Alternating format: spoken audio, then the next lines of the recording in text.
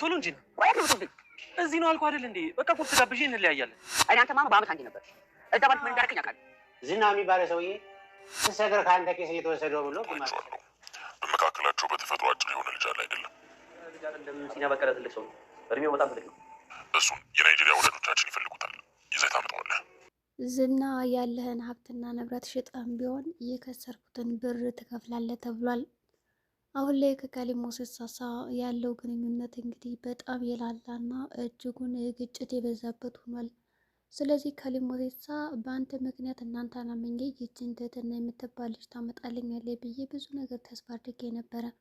አንተ ግን ዝም ብለህ የወሬ ማዕት ነህ እንጂ በቃ ቱሪ ናፋ ነገር ነህ እንጂ ይህን ያክል የምጠቅመኝ ሰው ሆነ አላገኘውም። ካሁን በኋላ ከአንተ ዞር ያሉት እያንዳንዱ ሰዎች በእኔ ግዛት ናቸውና ለነሱ ነው እንጂ የማዘው አንተ ከዚህ በኋላ ምንም አይነት ግንኙነት የለኝም ብሎታል። እንግዲህ ዝና ይህን በሰማ ጊዜ በጣም የተበሳጨው እንደዚህማ ልታናገረኝ አይገባም። ምን የኔ ጥፋት ምንድን ነው? በቻልኩት አቅም እኮ ልጅቷን ፈልጊያታለሁ ሳልተኛ ምንም በቀል ራሱ ሳልቀምስ፣ ስለዚህ ምንም አይነት ችግር የለብኝም ቢለውም ካሌብን ሊያምነው አልቻለም። ካሁን በኋላ ብታገኛት ራሱ ኩላሊቷን አውጥተህ ጣልላት ነው ያለው። እንግዲህ ምክንያቱም ሰውየው ሞተዋል ብሎታል።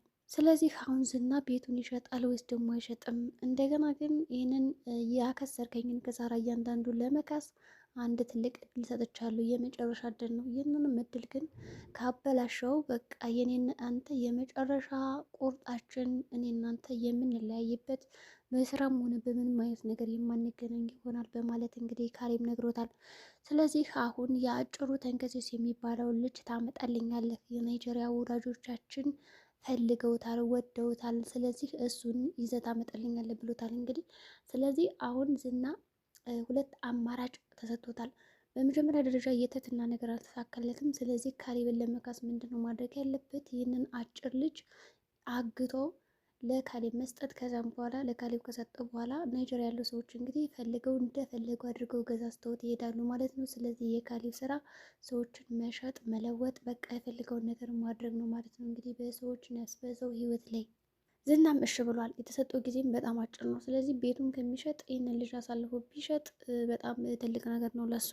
እንግዲህ የአጀሬ ገርሞ የሚባለውም እንግዲህ ቤት ውስጥ ያሉትን እያንዳንዱ ሰዎች እየፈተሻቸውም ነበረ። የፈተሽበት ምክንያት ደግሞ ይች ልጅ ምን አይነት ሰው ናት? የእውነት ተሳዳ ነው ዱርዬዎች እያባረሯት ነው ወይስ ደግሞ የሆነ ጥፋት አጥፍታ ነው እኛ ቤት መታ የተደበቀችው? ስለዚህ አብሬ እንማ እንደዚህ መሆን የለብኝም በቀላሉ ይህንን ነገር ሳላጣራ በማለት ፊቱን ተሸፋፍኖ እንግዲህ ከትህትና መኝታ ክፍል ገብቶ ማነሽ ምንድነሽ ለምን መጣሽ እያለ ሲጠይቃትም ነበረ። ትህትናም እንግዲህ አረ ምንም አይደለም እባክህ ተወኝ፣ ልትገሉኝ ነው እንደ የመጣችሁት ምናምን እያለች ነበረ። ምክንያቱም የእነ ዝና ሰዎች መስሏት ነበረ በመጀመሪያ እንደዛ ተሸፋፍኖ አይኑ ምናምን ሲያስፈራራት እና እያንዳንዱ ቤተሰብ እንግዲህ ጠይቋቸዋል። እነ ተንከሴስ እነ በቃ ምን ልበላችሁ ቤት ውስጥ ያሉትን እያንዳንዱ ሲያፋጥጣቸውም ነበረ። ምክንያቱም የሆነ ነገርም አለ እንጂ እንደዚህ በቀላሉ እንደዛ አይሆኑም በማለት እንግዲህ ብዙ ነገሮችን እያጣራም ነበር። ግን አንድ ትልቅ ነገር ደርሶበታል ማለት ነው። መሳይ በጣም ልክስክስና ውሻ እንደሆነ እንዲሁም ደግሞ ካዲ እንደሆነ ደርሶበታል። ያደረገው የፍተሻ ሙከራ በጣም ጥሩ ነበረ። ሌላ ሰው መስሎ እንግዲህ ምንድነው እያለ በጣም ሲያንቀጠቅጠው ነበረ ማለት ነው መሳይም እንግዲህ እኔ እኮ የ200 ሺህ ብር ምናምን አጥቻለሁ ከስር ያለው እሱን ያጣበት ምክንያትስ ምንድን ነው ብሎ እንግዲህ ሲነግረው ምንድን ነው ያደረገው? በቃ ትህትናን አሳልፌ ለመስጠት ከዝና ጋር ተደራድሬ ነው። ስለዚህ 30 ሺህ ብር ምንም አልነካሁትም ብዬ ነበረ። ከዛም በኋላ በእጅ አምጣው ስልክ ምናምን ብሎ ሲለኝ ሰጠሁትና በቃ ወሰደብኝ ይለዋል። እሺ በማለት እንግዲህ እዛ ክፍል ይወጣል ማለት ነው። የመሳይን ቃል ምልልስ ከሰማም በኋላ ወደ ትህትና ሄዶ ትህትናንም ሲያናዘዛት በቃ ደስ አላላትም አልሷ ምናምን እና አብረሽ መጡና ያው እንግዲህ ቤት ሰራተኛዋ የሆነ ሰው አለ ብላቸውም ነበረ። እሺ በማለት እንግዲህ ይገባሉ። ከገቡም በኋላ ያው አብረሽ እንግዲህ ገሎት ነበር ማለት ይቻላል። ንቅ አድርገው እንግዲህ ያው ጉድ ሰርቷቸውም ነበር። እንግዲህ ዝናም ያው እየተከታተላቸውን አሁንም ቢሆን አልተውም። መድብልም እንግዲህ ያንን ሰውዬ አግኝቼ ለማመስገን በጣም ብዙ ዋጋ ከፍሎልኛል፣ እዛ ቤት መንጥቆ ያስወጣኝን እያለች ትህትና እያሰበች ነው። እና በቃ ሊያገኙት ተስማምተዋል ማለት ነው። እንግዲህ ስልኩን ደውላለት ከዛ ካፌ መጡ ምናምን እንዲገናኙ ነው ማለት ነው። እንግዲህ አብርሽም እኔም ማየት እፈልጋለሁ፣ ይህን ሰውማ ይህንን ጀግና ሰው ማን እንደሆነ ማወቅ አለብኝ እያለ ነው። ስለዚህ አሁን መድብል ወደና አብርሽ ወደነ ትህትና ድራማ ከመጣ ጥሩ እንደሚወጣቸው ይመስለኛል ማለት ነው። ነገር ግን የማን ትሆናለች? አሁን መድብል ከመጣ ትህትና የማን መሆን ያለባትም። ስለዚህ ያው ብዙ ጊዜ ምን አለ በካራክተሮች መካከል አንድ ሴት ወይ ሁለት ወይ ሶስት ወንድ የሚያፈቅሯት። ምናልባት እንግዲህ መድብል ከመጣ ትህትናን የራሱ ሊያደርግ ይችላል። እንግዲህ አብርሽም ያው ወዷታል አሁን ላይ ያላት ነገር። የግሌ ደግሞ በዚህ ነገር በጣም እየተሰጨች ነው። ምክንያቱም አውቃለች እንደሚወዳት እንደሚንከባከባት እና ትህትናም እንግዲህ እዛ ቤት ከመውጣቴ በፊት እስኪ ልሰናበታቸው ማለት አንድ ወንድ እያወራቻቸው ነው። ያው እንግዲህ ገርሞንም በቃ ሁሉም ሰው እንዳዛ ደብድቦት አልጋ ላይ ጥሎ ስለሄደ ላግዝ ትለዋለች። እሷ ደግሞ አልፈለግም ብሎ ያው እንግዲህ ራሱ ወጥቶ ሄዷል ማለት ነው። ብቻ ግን ገርሞ የሚናገራቸው ነገሮች ሰክሮም ሳይሰክርም በጣም ጠቃሚ ናቸው። በቃ አንተ ማለት ከሃዲ ነህ፣ አንተንማ ገሎ ነበር መቅበር መሳይ አንተ ከሃዲ እያለ የሰራውን ስራ ስለደረሰበት እያንዳንዱ ነገር እንግዲህ ሲነግረው ነበረ። ሲጀመር እኮ ይኸው ዝና 200 ሺህ ብር ላንተ ምናምን ወስዶባት ነበረ፣ ለእኔ የሰጠኝ እኮ ግማሹን ይለዋል ማለት ነው። እንግዲህ የሚገርመው ነገር ከመሳይ ወስዶ ለገርሞ ነው የሰጠው እንግዲህ ግማሹን ገንዘብ። ይሄ ነገር በጣም ደስ ይላል። ያ እንግዲህ ተገብጋባና ቆጥቆጣ እንዲሁም ደግሞ ፈሪ ስለሆነ 200 ሺህ ብሩን ቆጥቦ ሄደበት። ከዛ ገርሞ ደግሞ ያው በላቡ በምኑ ስለሚሰራ መቃብር ቆፍሮ ስለሚያድር ስለሚሰራ ከሰረቀው ገንዘብ ላይ ግማሹን ሰጠው ማለት ነው። እና እንግዲህ በዛ እየጠጣበት ነው። ከዛ ይህንን ሲሰማ እንግዲህ መሳይ እንዴት በኔ ገንዘብ ለምንድን ነው የሰጠኝ? መጨከኝ ነው እያለም ነበር። ግን የሚገርማችሁ እንደዛ ሆኖ ራሱ አሁንም ሲደውልለት ስልክ ያነሳልና ስለ ትህትና መረጃ መስጠት ይፈልጋል። ይህ ነገር ተው ቢባልም ግን እየሰማ አይደለም። በአሁኑ ግን በቃ ጓደኛውን ነው አሳልፎ ሊሸጠው እየፈለገ። መሳይ እንግዲህ ለገንዘብ ሲባል የማይሸጠው ነገር የለም። እንደገና ደግሞ ያው በጣም ብዙ ነገሮችን መስራት ይችላል። ተንከሴስ እንግዲህ በመጀመሪያ ትህትና እዛ ቤት እንድትቀመጥ አልፈልግም ብሎ የነበረው አሁን ልትሄድ ስለሆነ በጣም ጨንቆታል። ትህትናም ቆይ ገንዘብ አለህ ወይስ ደግሞ ፍቅረኛ ኑሮ ያውቃል ከዚህ በፊት ምናምን ብላ ብትጠይቀው ኧረ እኔ ፍቅረኛ የለኝም፣ እኔ ጎበዝ ነኝ፣ ወንድ ነኝ፣ ቆፍጣና፣ እኔ ደግሞ ማንንም አልፈራም እያለ ሲናገር ነበር። እንደገና ደግሞ ገርሞ ራሱ ይሄ ተንከሲስ በጣም ጀግና ነው፣ ወንድ ነው። እዚህ ቤት በጣም ወንድ ያለ አብርሽ ነው። ከዛ ቀጥሎ ተንከሲስ ጥሩ ነው፣ አይፈራም፣ ልክ እንደዛ መሳይ አይደለም እያለም ነበረ። ሰክሮ መሳይ ሁሉንም ሰው ነው የሚሸጠው።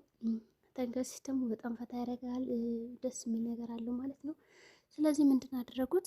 እሷን ለመሸኘት ያው ተሰነባብተው ምናምን የግል የተወሰነ ልብስ እንድትሰጥ ከዛ ያላት ልብስ እያንዳንዱ ያው ይዛ እንድትሄድ ነው። ገንዘብም የላትም ግን የምትሄድበት ራሱ ግራ ግብት ብሏታል። እንግዲህ ትህትና ያላት አማራጭ ዝም ብላ መሄድ ነው። እንግዲህ እግሯ ወደ መራት እና እንግዲህ ቆርጣ ተነስታለች ማለት ነው ልትሄድ። ከተነሳችን በኋላ እንግዲህ የሽኝት ፕሮግራም እያደረገች ነው። የግሌም በበኩሏ በጣም ነው ደስ ያላት። ምክንያቱም እዛ ቤት ከሄደች አብርሽ አይወዳትም ብላ ስለምታስብ እንዲሁም ደግሞ አብርሽ የራሴ ይሆናል ብላ ስለምታስብ ደስ ብሏታል። በቃ ልትሄድላት ስለሆነ። በሌላ በኩል ደግሞ የሚገርማችሁ ነገር የግሌ እወዳለሁ ምናምን ትላለች አብርሽን፣ ግን አብርሽ እየገባው አልነበረም። እንግዲህ ቤት ሰራተኛ ብትሆንም ያከብራታል እንደ ማንኛውም ሰው። ከዛ በተጨማሪ ግን ሌላ ምንም ነገር የላቸውም። ብቻ ግን የተለያየ ነገሮችን እያደረገ ለእሷ የሚሰጣት እንክብካቤ እንዲሁም ክብር ጥሩ ነበር፣ ደስ የሚል ነገር ነው ትላላችሁ። እሺ በማለት እንግዲህ አብርሽን በቃ ያለሽን ልብስ ምናምን ስጫት ይላታል። እኔ የለኝም በማለት ያው ገግማ ነበረ። ከዛ መጨረሻ ላይ ግን ተስማምታ ለመስጠት ዝግጁ ሆናለች ማለት ነው። ምክንያቱም ልብስ ካልሰጠች ምን ለብሳ ትሄዳለች? ቢያንስ አንድ ሁለት ቅያሬ ሊኖራት ይገባል በሚለው ነው እንግዲህ አብርሽ ልብስ ስጫት ያላት እስከምትገዛ ራሷን እስከምትችል ድረስ ማለት ነው። ከዛ በኋላ ደግሞ የራሷን ነገር ታመቻቻለች።